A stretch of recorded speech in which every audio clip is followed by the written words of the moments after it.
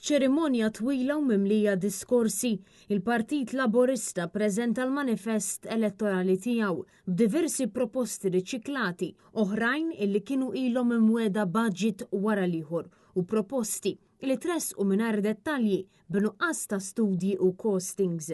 Roberta Bella stqar ma' dawk preżenti li dak kollu li ressa quddiem il-poplu wettqu għaliex hu kredibbli, fejn konvenjentament nesa jsemmi l-proposti kollha illi jippreżenta fil-Manifest Malta flimkien fl-2022 u li ma wettaqx, tant li kien kostret jimla nofs il-manifest int Malta bi proposti riċiklati. Fosthom l-isptarijiet f'pajjiżna, it-trakka tal-motorsport, l-startups għan-negozji barranin u anka dawk lokali, it-taxxi tal-bor fuq trasferiment bejn membri tal-familja u l-vapuri tal-Gozo Channel, fost ħafna aktar proposti.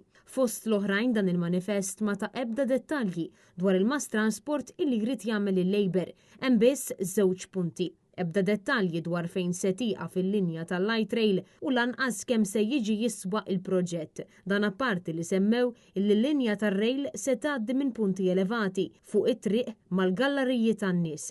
Ar minn hekk meta tfittex fid-dettall anke l-frażi light rail tħallit barra. Ħarsa ħafifa lejn il-manifest tindika illi l-kelma tniġġis tissemma darba biss u overpopulation ma tissemma qatt.